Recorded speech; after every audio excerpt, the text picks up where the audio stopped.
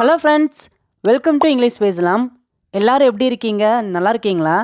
இன்றைக்கி நம்ம பார்க்க போகிற வீடியோ ரொம்ப முக்கியமான வீடியோங்க.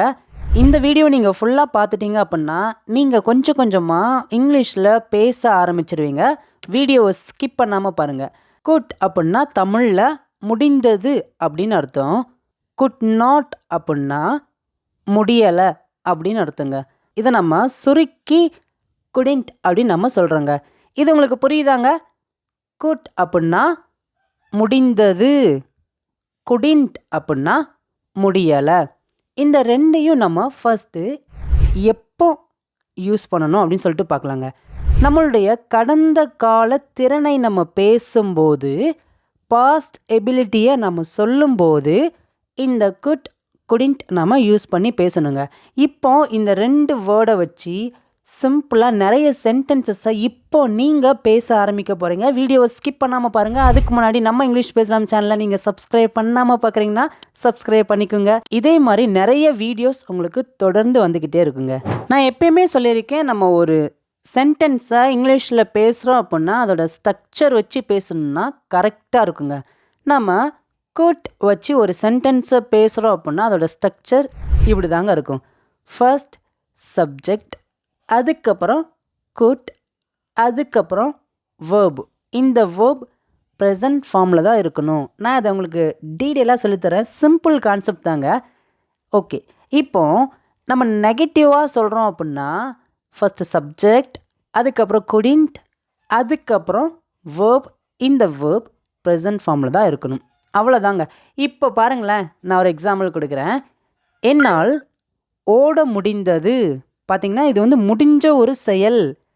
நேற்று ஒரு ரன்னிங் ரேஸ் வச்சுருந்தாங்க. அந்த ரன்னிங் ரேஸில் என்னால் ஓட முடிந்தது. இதை நம்ம இந்த குட் வச்சு தான் நம்மளால் பேச முடியும். இதை எப்படி சொல்லலாம்? I could run, I could run. என்னால் ஓட முடிந்தது. இப்போ நீங்கள் பாருங்களேன், மேலே அந்த ஸ்ட்ரக்சர் பாருங்கள். ஒரு பாசிட்டிவான ஒரு சென்டென்சஸை நாம் பேசுகிறோம் அப்படின்னா அதோட ஸ்ட்ரக்சர் பாருங்களேன். ஃபர்ஸ்ட் சப்ஜெக்ட், இந்த சென்டென்ஸில் பாருங்கள் கீழே ஐ தான் சப்ஜெக்ட். நெக்ஸ்ட்டு பாருங்கள், மேலே பாருங்கள் குட். அது அப்படியே கீழே சென்டென்ஸில் பாருங்கள் குட் இருக்குது. நெக்ஸ்ட்டு பாருங்கள் ஸ்ட்ரக்சரில் வேர்பு. கீழே இந்த சென்டென்ஸில் வேர்ப் பாருங்கள். வேர்ப்னா என்ன? ரன். இதுதான் வேர்பு. ஐ குட் ரன், என்னால் ஓட முடிந்தது. ஓகேங்க, இப்போ நம்ம இதை ஒரு பாசிட்டிவாக சொல்லியாச்சா? என்னால் ஓட முடிந்தது, I could run, I could run. Okay, இப்போ இதை நம்ம நெகட்டிவாக எப்படி சொல்லலாம்?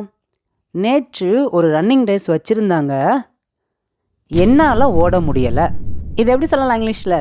எல்லாருக்குமே ஆன்சர் தெரிஞ்சிருச்சுங்க. சூப்பருங்க. என் கூட சேர்ந்து சொல்லுங்கள். ஐ குடிண்ட் ரன், ஐ குடிண்ட் ரன். என்னால் ஓட முடியலை. அவனால் நல்லா ஓட முடிஞ்சிச்சு, ஆனால் என்னால் தான் நேற்று நல்லா ஓட முடியல. சொல்லுவோம் பார்த்தீங்களா? ஐ குடிண்ட் ரன், என்னால் ஓட முடியலை. இப்போ உங்களுக்கு தெரியுதாங்க இந்த குட் குடிண்ட் எங்கெல்லாம் யூஸ் பண்ணலான்னு சொல்லிட்டு தெரிஞ்சிருச்சா? பாஸ்ட் எபிலிட்டி, நம்மளுடைய கடந்த கால திறனை பற்றி நம்ம பேசுகிறோம் அப்படின்னா அந்த இடத்துல குட் குடிண்ட் நாம் யூஸ் பண்ணணுங்க. இப்போ உங்கள் எல்லாருக்குமே ஒரு சிம்பிளான டெஸ்ட்டுங்க. என்ன அப்படின்னா, என்னால் வேகமாக ஓட முடிந்தது. இதை நம்ம பாசிட்டிவாக சொல்லியிருக்கோமா? நெக்ஸ்ட் பாருங்கள், இதை எப்படி நெகட்டிவாக சொல்லலாம்? என்னால் வேகமாக ஓட முடியலை. இதை எப்படி எழுதலாம்? உங்களுக்கு ஆன்சர் தெரிஞ்சிச்சுன்னா வீடியோ பாஸ் பண்ணுங்கள். பாஸ் பண்ணிவிட்டு கமெண்ட்ஸில் போயிட்டு இந்த ரெண்டு சென்டென்ஸ்க்கு இங்கிலீஷில் என்ன வருதுன்னு சொல்லிட்டு நீங்கள் ஆன்சரை இப்போவே மென்ஷன் பண்ணி சொல்லுங்கள். ஏன் அப்படின்னா புதுசாக நிறைய பேர் நம்ம இங்கிலீஷ் பேசலாம் சேனலுக்குள்ளே வந்து நிறைய கற்றுக்கொண்டு இருக்கிறாங்க. நீங்கள் உங்களுடைய ஆன்சர் பண்ணும்போது அவங்களும் அதை பார்த்து இங்கிலீஷில் கொஞ்சம் கொஞ்சமாக கற்றுக்கொள்ள ஸ்டார்ட் பண்ணுவாங்க. ஓகே, நான் ஆன்சர் பண்ணுறேன். I could run fast, I could run fast. என்னால் வேகமாக ஓட முடிந்தது. இதை நம்ம நெகட்டிவாக எப்படி சொல்லலாம்? ஐ குடிண்ட் ரன் ஃபாஸ்ட், ஐ குடிண்ட் ரன் ஃபாஸ்ட். என்னால் வேகமாக ஓட முடியலை. வேகமாக ஓடுறதுக்கு நான் ட்ரை பண்ணியிருக்கேன், ஆனால் என்னால் வேகமாக ஓட முடியலை. இதை தான் நம்ம இந்த இடத்துல மென்ஷன் பண்ணி சொல்லியிருக்கோம். ஐ குடிண்ட் ரன் ஃபாஸ்ட், என்னால் வேகமாக ஓட முடியலை. அவ்வளோதாங்க. நான் சொல்லிக் கொடுக்குறது உங்களுக்கு ஈஸியாக புரியுதாங்க? புரிஞ்சிருக்கு அப்படின்னா கமெண்ட்ஸில் உங்களுடைய கருத்துக்களை மறக்காமல் சொல்லுங்கள். நம்ம அடுத்து பார்க்க போகிறது பாருங்களேன். எங்களால் ஜெயிக்க முடிந்தது. இதை நம்ம பாசிட்டிவாக சொல்லியிருக்கோம்.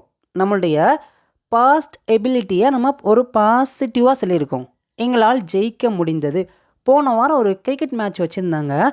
அதில் எங்களால் ஜெயிக்க முடிஞ்சுன்னு நம்ம சொல்கிறோம் பார்த்தீங்களா, அதோட அர்த்தம் தான் இது. ஓகே, இதை நம்ம நெகட்டிவாக சொன்னால் எப்படி சொல்லலாம்? எங்களால் ஜெயிக்க முடியலை. நாங்கள் மேட்ச் விளையாடினோம், எவ்வளோ ட்ரை பண்ணி பார்த்தோம் ஜெயிக்கிறதுக்கு, ஆனால் எங்களால் ஜெயிக்க முடியலை. எப்படி சொல்லலாம்? இந்த ரெண்டுக்குமே ஆன்சர் பண்ணலாமா? எங்களால் ஜெயிக்க முடிந்தது அப்படின்னா we could win, we could win. எங்களால் ஜெயிக்க முடிந்தது. நம்ம இதை நெகட்டிவாக எப்படி சொல்லலாம்? we couldn't win, we couldn't win. எங்களால் ஜெயிக்க முடியலை. ஓகேங்க, ஈஸியாக புரியுதா? இப்போ அடுத்து பாருங்களேன், நீங்களே ஆன்சர் பண்ண போகிறீங்க. எங்களால் கடந்த போட்டியில் ஜெயிக்க முடிந்தது. இது ஒரு பாசிட்டிவ் ஸ்டேட்மெண்ட். இதை நம்ம நெகட்டிவாக சொன்னால் எப்படி சொல்லலாம்? எங்களால் கடந்த போட்டியில் ஜெயிக்க முடியலை. இந்த ரெண்டுக்குமே ஆன்சர் பண்ணலாமா? First one, we could win the last match, we could win the last match. எங்களால் கடந்த போட்டியில் ஜெயிக்க முடிந்தது. இதை நெகட்டிவாக சொன்னால் எப்படி சொல்லலாம்? we couldn't win the last match, we couldn't win the last match. எங்களால் கடந்த போட்டியில் ஜெயிக்க முடியலை. நம்ம போட்டியில் விளையாடினோம், ஜெயிக்கிறதுக்கு ட்ரை பண்ணோம், பட் நம்மளால் ஜெயிக்க முடியலை. இந்த இடத்துல தான் நம்ம couldn't யூஸ் பண்ணுங்க. என் கூட சேர்ந்து சொல்லுங்கள். we couldn't win the last match, we couldn't win the last match. எங்களால் கடந்த போட்டியில் ஜெயிக்க முடியலை. இந்த மாதிரி நீங்கள் couldn't யூஸ் பண்ணி நிறைய சென்டென்சஸை நீங்கள் கொஞ்சம் கொஞ்சமாக பேச ஆரம்பிங்க. இந்த சிம்பிள் கான்செப்டை நீங்கள் நல்லா புரிஞ்சுக்கிட்டீங்க அப்படின்னா நீங்களே பாஸ்ட் எபிலிட்டியை நீங்கள் பேச ஆரம்பிச்சிருவீங்க. நெக்ஸ்ட் ஒன் பாருங்களேன். அவனால் ஆங்கிலம் பேச முடிந்தது. இது ஒரு பாசிட்டிவாக சொல்லியிருக்கோம். இதை நெகட்டிவாக சொன்னால் எப்படி சொல்லலாம்? அவனால் ஆங்கிலம் பேச முடியலை. அவன் சின்ன வயசில் இங்கிலீஷ் மீடியம் தான் படித்தான். அப்போ அவனால் ஆங்கிலம் நல்லா பேச முடிஞ்சுன்னு நம்ம சொல்கிறோம் பார்த்தீங்களா? எப்படி சொல்லலாம்? he could speak English, he could speak English. அவனால் ஆங்கிலம் பேச முடிந்தது. இப்போ பாருங்களேன், அவனால் ஆங்கிலம் பேச முடியலை. 5 வருஷத்துக்கு முன்னாடி அவனால் ஆங்கிலம் பேச முடியலை, ஆனால் இப்போ பேசுகிறான். 5 வருஷத்துக்கு முன்னாடி அவனால் பேச முடியலை, ரொம்ப ஸ்ட்ரகிளாக இருந்தான். பாஸ்ட் எபிலிட்டி, முடிஞ்ச ஒரு விஷயம். எப்படி சொல்லலாம்? he couldn't speak English, he couldn't speak English. அவனால் ஆங்கிலம் பேச முடியலை. புரியுதாங்க? இப்போ அவனால் ஆங்கிலம் பேச முடியலனா, அதாவது ப்ரெசண்ட்டில் அவனால் ஆங்கிலம் பேச முடியல அப்படின்னா he can't speak Englishனு வரும். can't, cannot அப்படின்னு சொல்லுவோம் பார்த்தீங்களா?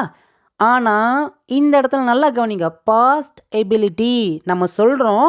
அவனால் 5 வருஷத்துக்கு முன்னாடி ஆங்கிலம் பேச முடியலை. இந்த இடத்துல நாம் couldn't தான் யூஸ் பண்ணோம். he couldn't speak English. அவனால் ஆங்கிலம் பேச முடியலை. அவ்வளோதாங்க. இப்போ நெக்ஸ்ட் ஒரு எக்ஸாம்பிள் பாருங்களேன். அவளால் சமைக்க முடிந்தது. இது ஒரு பாசிட்டிவ் சென்டென்ஸ். நெகட்டிவாக எப்படி சொல்லலாம்? அவளால் சமைக்க முடியலை. போன மாதம் நான் அவள் வீட்டுக்கு போனேன், அவளால் சமைக்க முடிஞ்சிச்சு. ஆனால் போன வாரம் அவள் வீட்டுக்கு நான் போனேன், அவளுக்கு உடம்பு சரியில்லை, அதனால் அவளால் சமைக்க முடியலை. இப்போ அந்த டிஃப்ரென்ஸ் தெரியுதாங்க?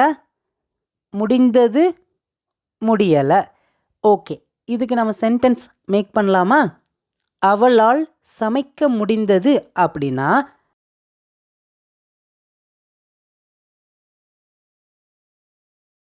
நெகட்டிவாக எப்படி சொல்லலாம்?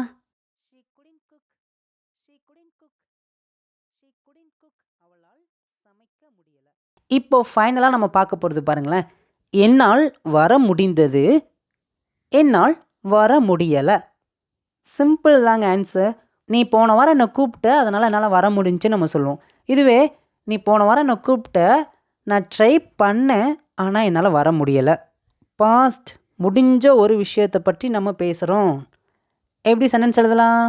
I could come, I could come. என்னால் வர முடிந்தது. ஐ குடின்ட் கம், ஐ குடின்ட் கம் என்னால் வர முடியலை. இப்போ ஃபைனல் சென்டென்ஸ் உங்களுக்கு ஹோம்ஒர்க்குங்க. என்னால் நேற்று வர முடிந்தது, என்னால் நேற்று வர முடியலை. சிம்பிளான தமிழ் சென்டென்ஸ் தான். இதுக்கான ஆன்சரை இங்கிலீஷில் என்ன வருதுன்னு சொல்லிட்டு நீங்கள் தான் எல்லாருமேங்க இங்கிலீஷ் பேசலாம் ஃபேமிலியில் இருக்கிற எல்லாருமே உங்களுடைய ஆன்சரை கமெண்ட்ஸில் நீங்கள் சொல்லுங்கள். இன்னும் இது போல் நிறைய வீடியோஸ்லாம் நான் உங்களை பார்க்குறேன். தேங்க்யூ.